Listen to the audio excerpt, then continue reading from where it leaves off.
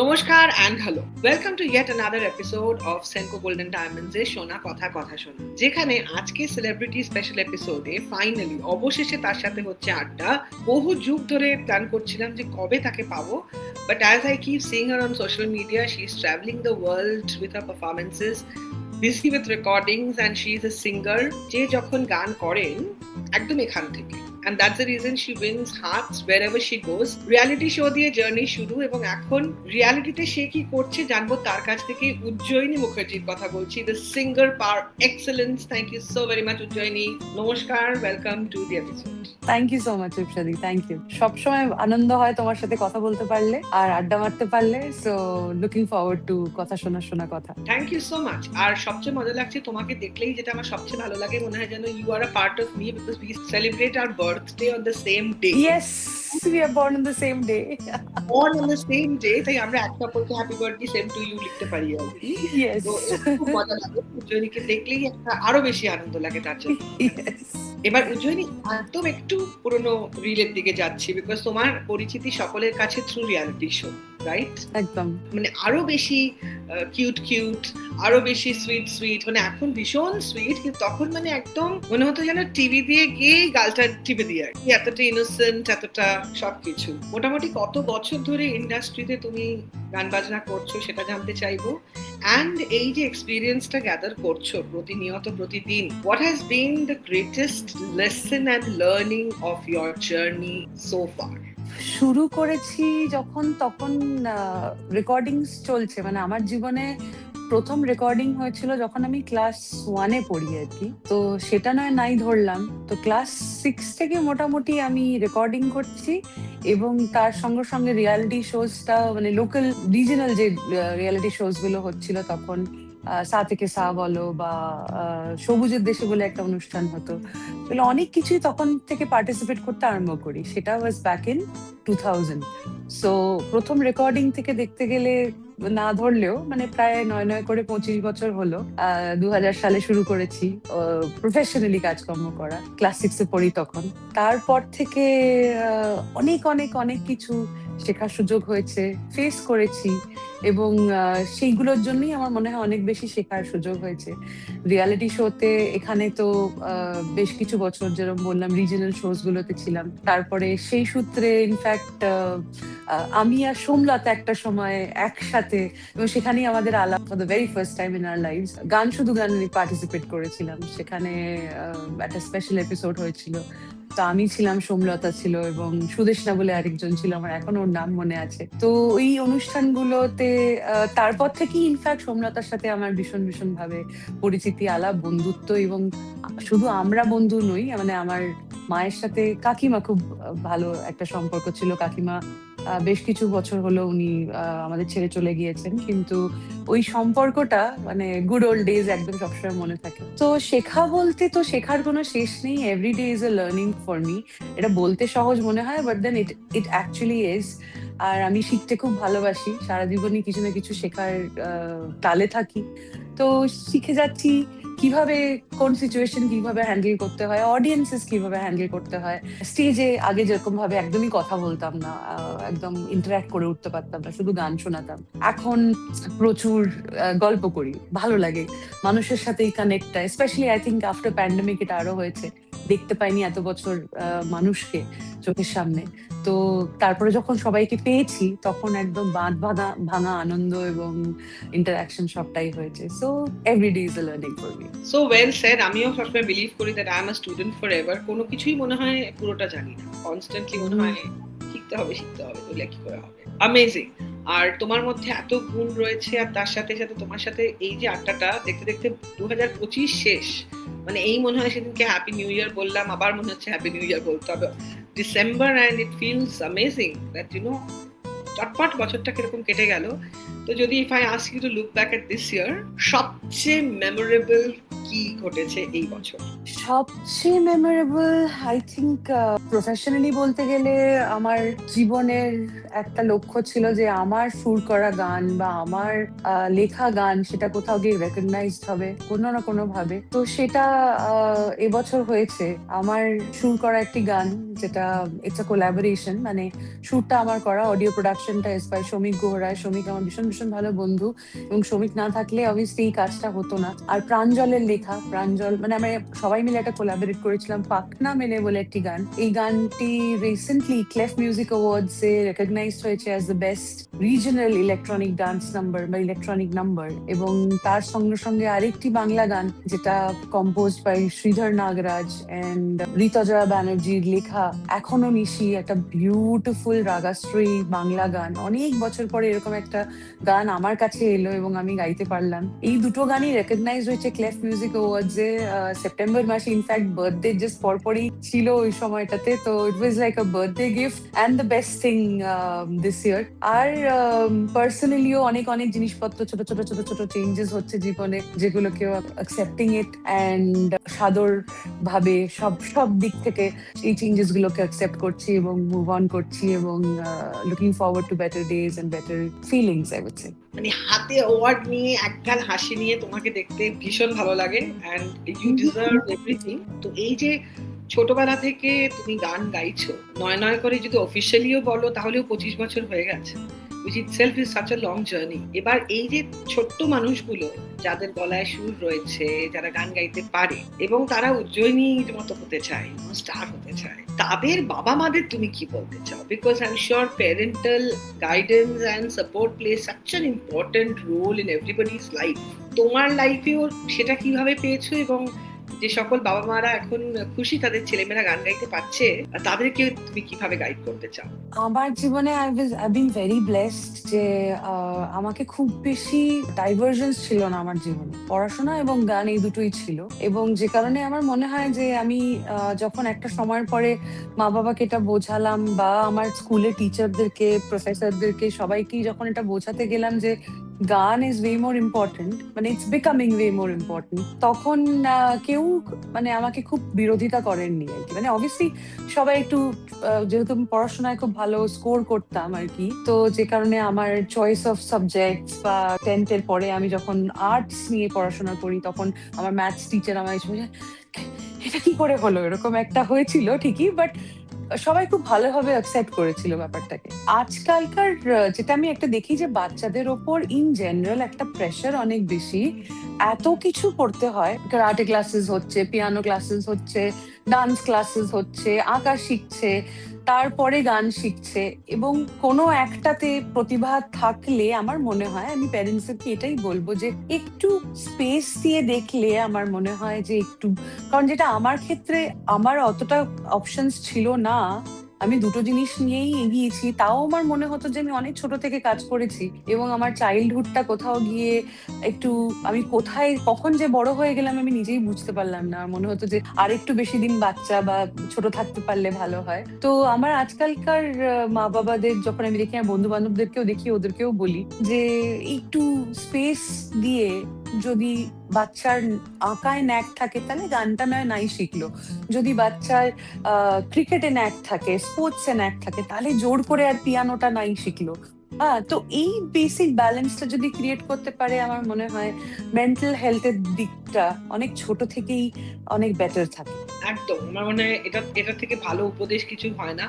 আমাদের অনুষ্ঠানের নাম শোনা কথা কথা শোনা, because the effort and the intention is যে এই অনুষ্ঠান থেকে যদি কিছু শব্দ একদম শোনার মতো অ্যাসেট হয়ে মানুষের কাছে পৌঁছতে পারে, that is the whole objective.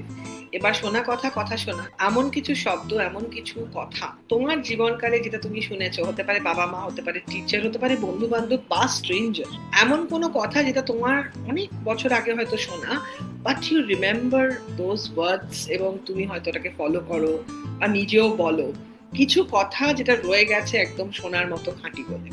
একটা কথা শুনলেই আমার মানে, তুমি বললে যখন কথা শোনা, তো আমি এমনিতে কথা শুনতে খুব ভালোবাসি, এবং আমি শুনেই বেশি, মানে আমার মনে হয় আমি এক্সপিরিয়েন্সেস অর্জন করি, বা জ্ঞান অর্জন করি বা শিখি জীবনে ইন জেনারেল শুনে, মানে আমার পড়ার থেকে শোনাটা বেটার লাগে। ওই জন্য আমার অডিও পডকাস্ট বলো আজকালকার দিনে বা ওইগুলো বেটার লাগে আর কি।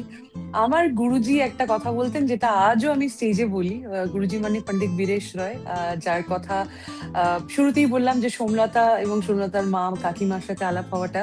তো কাকিমা এবং সোমলতা আমাকে গুরুজির কাছে নিয়ে গেছিলেন, এবং সেখানে গিয়ে আমার জীবনের এত সুন্দরভাবে গান শেখা হয়েছিল, এত আনন্দ করে গান শেখা হয়েছিল। তো ওটাকে আমি বারবার করে ভীষণ ভাবে আমার মনে থেকে যায়। তো গুরুজি একটা কথা বলতেন, যত যন্ত্র তত যন্ত্রণা। তো স্টেজে যখনই আমাদের কোনো টেকনিক্যাল ইস্যুস হয় বা ইন ইয়ারে একটা কিছু কিছু একটা আওয়াজ হচ্ছে বা কিছু একটা ফ্রিকোয়েন্সি ম্যাচ করছে বা কিছু না কিছু তো হতেই থাকে, এতগুলো যন্ত্র নিয়ে কাজ করা। তো সেই শোনা কথা অনুযায়ী যত যন্ত্র তত যন্ত্রণা। আমি প্রত্যেকটা অনুষ্ঠানে কখনো কিছু হলেই বলি একটু বিরতি নিয়ে নিচ্ছি বা একটু সময় নিয়ে নিচ্ছি, যত যন্ত্র তত যন্ত্রণা। তো এটা তো একদম টপ অফ মাই হেড সবসময় আমার মাথায় থাকে। তাছাড়া যেমনটা বললাম যে কারোর যদি ভালো উপদেশ বা কোনো কথা, যে কথাটা খুব আন্তরিকভাবে আমায় বলা, জেনুইনলি আমায় বলা, কারণ অনেক সময় মানুষ তো অনেক রকম কথা বলে থাকেন অনেক রকম ইমোশন রে। তো সব কথা হয়তো সেই মোমেন্টারিলি রিয়াকশন অনেক কিছু রকম হয়, কিন্তু পরে হয়তো অন্যরকম একটা উপলব্ধি হয়। সো এরকম অনেক অনেক কথা আছে। আমি যেরকম বললাম, আমি শুনে শুনে বাঁচি, মানে আমি শোনার মধ্যেই থাকি। সো এরকম অনেক কথা আছে। আমার মায়ের প্রচুর প্রচুর কথা আছে, যেরকম প্রচুর যেগুলোকে বলে প্রোভার্বস বলা যেতে পারে, সেরকম কথা আমার ভীষণ মনে থাকে। যেমন পুরোনো চাল ভাতে বাড়ে, তারপরে এই ধরনের কথাবার্তা, কিছু আমাদের বাঙালদের কিছু কথাবার্তা আছে, সেই কথাগুলো আমার ভীষণ মনে থাকে। সো আই থিঙ্ক এটাতে খুব আনন্দ আছে। এক্সেলেন্ট। এবার যেহেতু বছর শেষে প্রায় দেখা হলো, জেনারেলি উইন্টারের কোন একটা ব্যাপার যেটা মানে শীত আসলে, শীত পড়লে বা এই ডিসেম্বর জানুয়ারি আসলেই উজ্জয়িনী এটা করবেই, apart from the millions of shows you will do, কারণ এখন মানে শো এর টাইম আরো বেশি। ওটা বাদে আর কোন ব্যাপারটা বা ব্যাপারগুলো থাকে যে শীতকাল আসলে এটা করতেই হবে? শীতকাল আসলে যেটা করতে হবে সেটা একটা ল্যাদ বেড়ে যায় জীবনে একটুখানি। আমরা এমনিতেই ল্যাদ প্রিয় জাতি, সেখানে ওই কম্বলটা আর ওই সকালটা আর শীতটা, মানে যে কারণে আমি সারাক্ষণ ওয়েট করে থাকি। আর আমি এমনিতেই গরমে ভীষণ ফ্লাস্টার্ড, আমি ভীষণ ঘামি বেশি। সো যে কারণে গরমটা একটু একটু কম পছন্দ। শীতকাল এলেই মনটা এমনিতেই ভালো হয়ে যায়, যে মেকআপ ভালোবাসে, ভালো দেখতে লাগে, ভালো সমস্ত শীতের জামা কাপড় গুলো বেরিয়ে আসে, সেখানে অনেক রকম জামা কাপড় পরা যায়। তো শীত এমনিতে খুব পছন্দের আমার সময়। আর যেটা অবভিয়াসলি করতেই হবে শীতকালে, সেটা হচ্ছে খাওয়া দাওয়ার দিকে একটু আসি। সেটা হচ্ছে কদবেল মাখা, একদম টপ অফ দ্য লিস্ট। সেটা হতেই হবে, না হলে নয়। খেজুর গুড়, এই গুড়ের সিচুয়েশনটাতে যত রকমের যা যা করা যায়, তো তার জন্য সেরকম হলে বোলপুর চলে যাওয়া এবং সেখানে গিয়ে একদম সাত সকালে সেই গুড়টা মানে খেতেই হবে আর কি, এরকম বিষয়। তারপরে মিষ্টি তো আছে। আমি খুব একটা যদিও মিষ্টি ইন জেনারেল ভালোবাসি না, কিন্তু গুড়ের বিভিন্ন রকমের ডিশেস তৈরি করতে, মা ইনফ্যাক্ট একটা গুড় দিয়ে নাড়ু করে। আমি নাড়ু বিষয়টাতে মানে ইন জেনারেল নারকোলের কোনো আইটেমে আমি আছি। তো সেই গুড়ের নাড়ু, এই বিষয়টা আমার কাছে খুব স্পেশাল একটা ব্যাপার। তো এরকম মানে প্লাস গান বাজনার দিক থেকে বলতে গেলে সে তো চলছেই ওটা সারাক্ষণ, কিন্তু শীত হলেই কিরকম একটা আনন্দ আনন্দ। প্লাস আমি আই এম আ ক্যাট মম, তো শীতকালে আমার এই দুই বাড়ির সদস্যর ভীষণ রকম একটা সুন্দর একটা ফ্লাফি রূপ হয়, আর তারা আরো কোজি কোজি হয়ে যায় সারাক্ষণ। So I really enjoy that. How cute! তাদের নাম কি? একজনের নাম Chimpu, because he behave like a chimpanzee. আর আরেকজন হচ্ছে পো। পো এর একটা রেফারেন্স আছে ওই কুংফু পান্ডাতে, যে পো ওই একদম সাদা কালো এবং ভীষণ আমার নেওটা যেটাকে বলা যেতে পারে। আর ও হচ্ছে, ওকে খাবার দিয়ে ওকে অ্যাক্টিভিটিস করানো যায়। মানে পোকে যেরকম when he had to do a full split, তখন ওকে খাবার দিয়ে বলা হয়েছিল যে তুমি ওপরে, ওখানে আমন্ড কুকিজ আছে, ওর শিফু, মাস্টার শিফু ওকে বলেছিল। সো সেরকম ভাবেই পোকে আমি ওরম ভাবে খাবার দেখিয়ে দেখিয়ে ছোটবেলায় অনেক ট্রেনিং দিয়েছি। তো যে কারণে হিজ বিকাম পো। কিন্তু যা হয় আর কি, বাঙালিদের তো একটা ডাক নাম থাকে আর একটা ভালো নাম থাকে। ওর ডাক নামটা ওর বড়, মানে ভালো নামের থেকে বড় এবং এবং ভয়াবহ, সেটা হচ্ছে পোদো। তো ওকে আমরা পোদো বলে ডাকি। তো সো হি সুপার কিউট। এখনই যে তোমার সাথে গল্প করছি ও অন্য ঘরে আছে, আমাকে কনস্ট্যান্টলি নক করে বলার চেষ্টা করছে যে আমি কিন্তু আছি এবং আচ্ছা। আমাকে আমাকে এন্ট্রেন্স দাও আর কি। But ঠিক আছে, এখন থাক। How sweet. এবার যেহেতু দেখো সেনকো গোল্ডেন ডায়মন্ডস এর শোনা কথা কথা শোনা, তাই নিজের রোজগারে কেনা প্রথম গয়না, সেটা নিজের জন্য হোক, মার জন্য হোক বা অন্য কারোর জন্য, এমন কোনো মেমরি? অফকোর্স আমার এটা খুব স্পেশাল মেমরি। এটা অনেকদিন পর আবার আমার হাতে এসছে। হয় না অনেক সময় কোথায় ফোনটা রেখে দিয়েছি মনে থাকে না, সো অনেকদিন পর হাতে এসছে এবং আমি সেটা পড়ছি এবং এই পুরো ইউএস স্টোরটাতে আমার ওটাই ছিল কানে গো টু। একটা টপস ছিল যেটা আমার প্রথম রোজগার থেকে কেনা, আমাদের সারেগামাপার ফিনালের পরে কানের টপস দুটো। And it's very interesting because ওটা ক্লিপ ফরম্যাট একটা মতো রয়েছে, ওটা টিপিক্যাল পুশ যেরকম থাকে ওরকম নয়। তো ওইটা আমার আজও খুব ফেভারিট। এন্ড তারপরে তো আরো অনেক অনেক যা যা কিনতে পেরেছি ভগবানের আশীর্বাদে, মায়ের জন্য যখন কিনেছি, সবটাই খুব স্পেশাল। সোনা কেনাই is always very special, but প্রথমটা is always the most special আমার মনে হয়। অ্যাবসলিউটলি। এবার একটু র্যাপিড ফায়ারে যাচ্ছি, ছোট্ট প্রশ্ন ছোট্ট উত্তর। ওকে।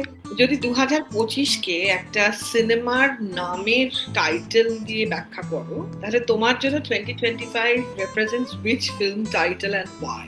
কাল হো না হো, এটা তো মোটামুটি পোস্ট প্যান্ডেমিক সব প্রত্যেকটা বছরই আমার জন্য তাই। প্রত্যেকটা বছরই নানা রকম জিনিসপত্র হচ্ছে, ভালো খারাপ, but living in the moment is what I learn every day. So 2025 আরো বেশি করে শিখিয়েছে কাল হো না হো, so live in the moment. One food, যত ডায়েট করো, যত পেট ভরা থাকুক, একটা খাবার সামনে থাকলে you cannot resist. গুড়ের নাড়ু, যেরকম বললাম, অলরেডি বলে দিয়েছি, কিছু করার নেই। ইনফ্যাক্ট এরকমও হয়েছে যে আমার এক বন্ধু, কিন্তু যার সাথে আমার প্রফেশনাল কাজের সূত্রে আলাপ, তার মা আমার জন্য নাড়ু বানিয়ে আমাকে পাঠিয়েছেন রিসেন্টলি। মানে এতটাই আমি উইক। অ্যামেজিং। কোনো একটা জায়গায় যেখানে তুমি বেড়াতে গিয়ে এমন মানে হয় না ওভারওয়েলমড হয়ে গেছো যে তুমি যখন পারবে আবার যাবে এবং পারলে সবাইকে নিয়ে যেতে চাও, কারণ ভালোবাসার মানুষদেরকে জগৎটা না দেখালে তো আর নিজে পুরোপুরি দেখা হয় না, না? So one place which has left that impression on your mind. I think Jordan Petra. Petra is one of the 7 wonders of the world now. আর যতদিন আছে আমার মনে হয় যার সামর্থ্য আছে, যতটা যদি নাও থাকে, সেটার জন্য সেভ আপ করে পেট্রাকে দেখা উচিত আমার মনে হয়। It's beautiful, it's magical. একটু গসিপ পাচ্ছে, who is that one go to friend? Safest people in my life are my gossip friends. কারণ আমি গসিপ থেকে ভীষণ ভাবে ভীত, তো আমি ভয় পাই। তো আমার জীবনে যারা একদম আমার কাজের সাথে বা ইউজুয়ালি একদম অনেক দূরে, হ্যাঁ, তো এবং আমার 2 বান্ধবী আছে, তো শাহানা এবং ওয়েন্ড্রিলা, দুজনেই শহরের বাইরে থাকে এখন। তো they are my go to gossip people. প্রচুর নিশ্চয়ই হোয়াটসঅ্যাপ গ্রুপ রয়েছে যেটার মধ্যে তুমি রয়েছো। What is the craziest WhatsApp group you are a part of? সেই গ্রুপটার নাম কি? এটা বললে আমাকে অনেকে মারবে, যদিও আগে এটা আরো খারাপ নাম ছিল, এখন তাও বলা যেতে পারে। তো এই গ্রুপটা হচ্ছে বেসিক্যালি আমাদের ফ্রেটার্নিটির কিছু লোকজন মিলে আমরা মাঝে মাঝে কিছু জায়গায় ঘুরতে টুরতে যাই। তো আমাদের হাইয়েস্ট অ্যাচিভমেন্ট এখন অব্দি হয়েছে সেটা হচ্ছে ফিফা ওয়ার্ল্ড কাপ, এবং সেখানে জর্ডান আমরা গেছিলাম। সেই গ্রুপটার নাম হচ্ছে, আর আমি কোনো কথা বলবো না, আই রেস্ট মাই কেস। এই গ্রুপটার নামকরণ কে দিল? মানে who is the creative mind? এই গ্রুপটার যা নামকরণ হয়, এবং এই গ্রুপে মাঝে মাঝে এরকম অদ্ভুত মানে কি বলবো সেটিংস হয় যে শুধু তিনি মেসেজ করতে পারেন এবং তার মানে আর কেউ রিয়াক্টও করতে পারে না। এই ভদ্রলোকের নাম উপল Sengupta. I guessed it because আমার মনে হচ্ছিল যে এটা উপলি হবে, তাই আমি একদম এই ছবিটা হাতের কাছে রেখেছিলাম, কারণ এরকম একটা টাইটেল এবং এরকম একটা ক্যারিজম্যাটিক পার্সোনালিটি, আমার মনে হলো যে ফ্র্যাটার্নিটিতে হ্যাজ টু বি উপল সেনগুপ্ত। এর আগে আরো বিভৎস নাম ছিল, তাও এখন এটা জনসমক্ষে বলা যায়, এর আগে আরো খুব খারাপ নাম ছিল, কিন্তু এখন আমাদের এইটা হচ্ছে গ্রুপের নাম। কিন্তু কারণ নামটা এইটা হয়েছে কারণ যে আমরা প্রচুর প্ল্যানস বানিয়েছি আর যাওয়া হয়নি in the past 2 years, so যে কারণে এরকম একটা ফ্রাস্ট্রেটেড নাম হয়েছে। অ্যামেজিং। এবার 2026 তো আসছে, আগামীর জন্যই তো আমরা অপেক্ষা করে থাকি।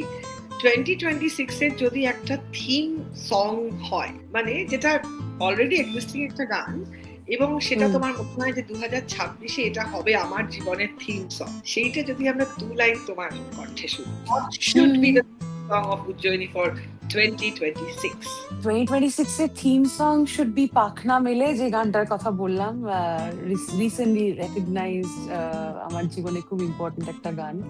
এবং এই গানটার জন্য অনেককে ধন্যবাদ অবভিয়াসলি জানাতে চাই। গানটা ক্রিয়েট করতে পেরেছি, যেমন শ্রমিকের কথা বললাম, প্রাঞ্জলের কথা বললাম, কুশল দায় গানটাতে বাজিয়েছে, এবং ভিডিও করেছে রুদ্রাক্ষের এন্টায়ার টিম। তো এই গানটাতে কথাটা যেরকম যায় হচ্ছে, আগুনে পেরিয়ে ক্ষত ভাবিনি এগোবো এত, তবু এগিয়েছি, শুধু এগিয়েছি। পার ভেঙেছিল যে নদী, মন ভেঙেছিল সে ক্ষতি, ভুলে গিয়েছি, শুধু এগিয়েছি। মাথার ওপর বৃষ্টি নিয়ে, মনের ভেতর আকাশ নিয়ে, পথেই পেলাম পথের হদিশ, আগলাবো পথ জীবন দিয়ে। কিছু পেতে গেলে কিছু হারাতে হয়, বেরি ভাঙতে গেলে পা পড়াতে হয়, হাত বাড়াতে হয়, পাখনা মেলে, পাখনা মেলে।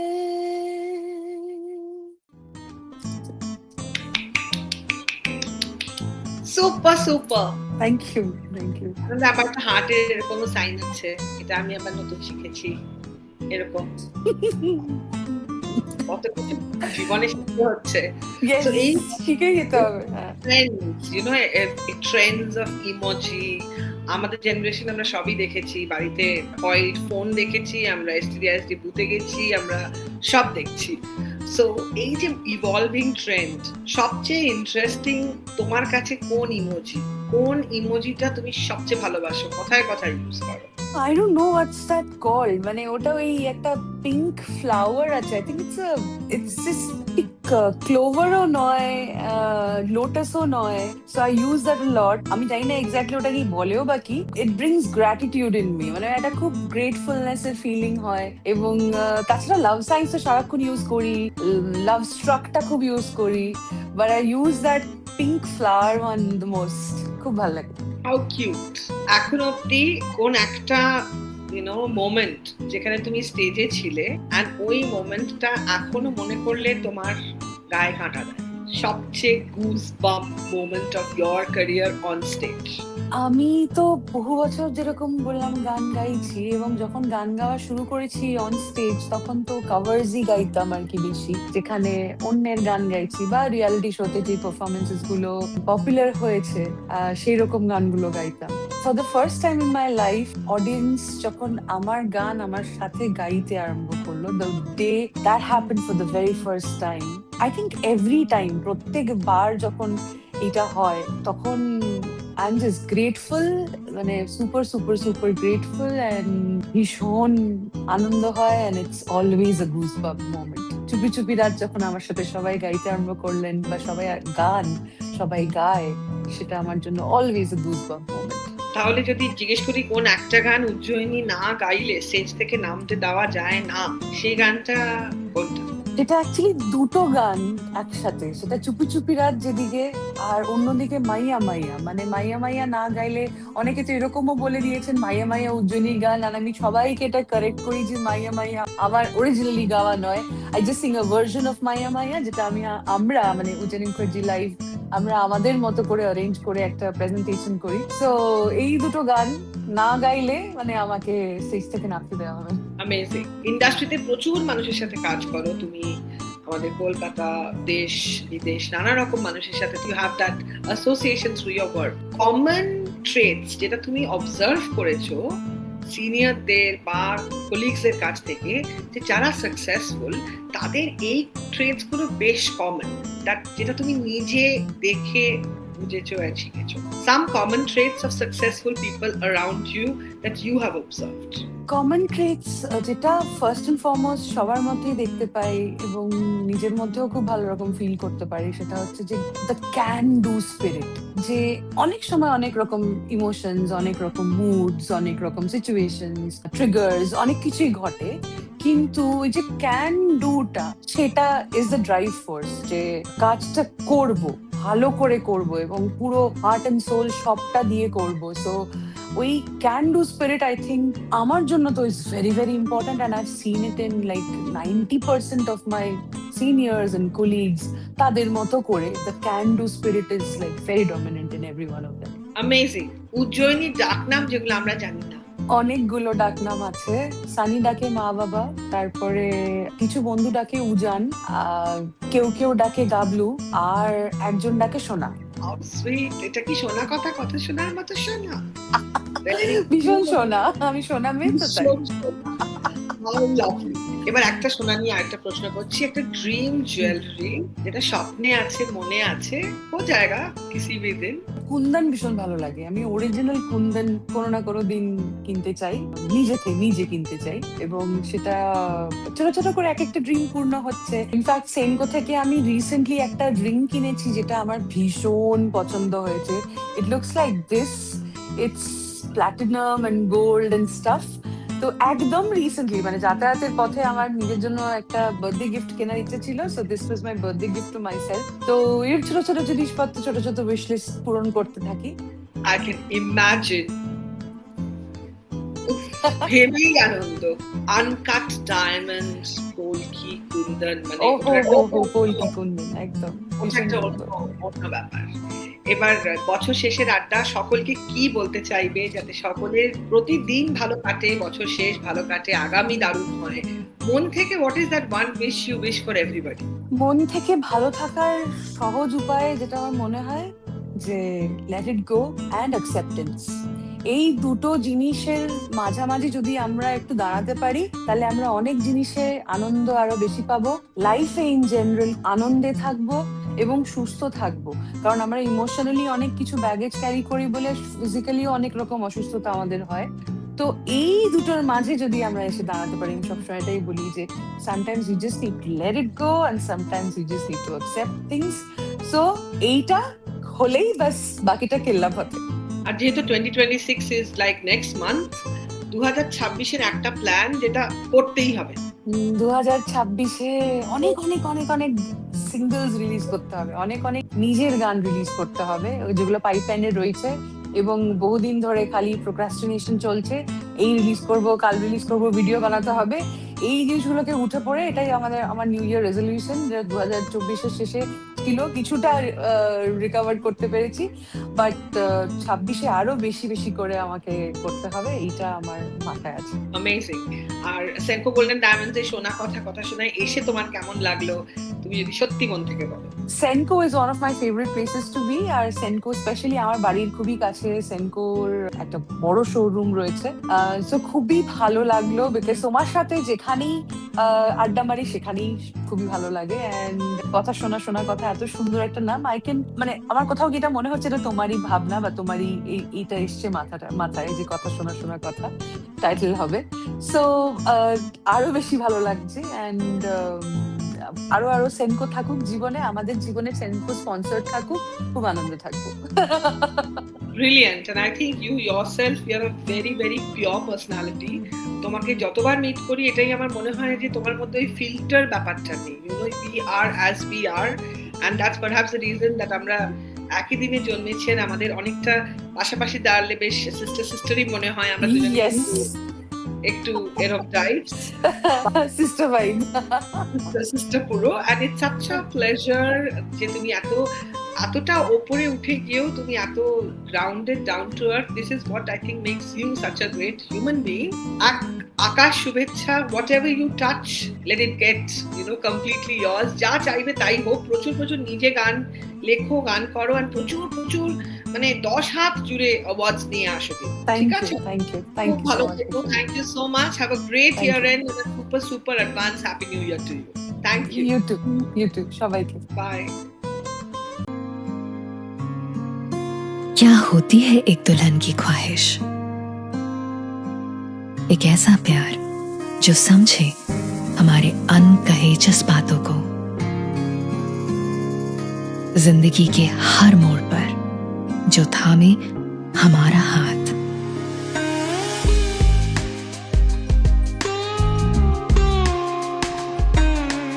जो हमारे नखरों को खुशी खुशी उठाए,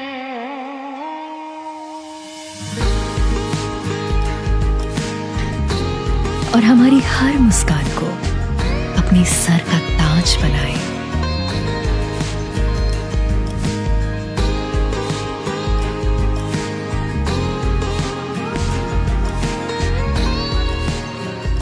हर दुल्हन के दिल की ख्वाहिशों से तराशी कारीगरी।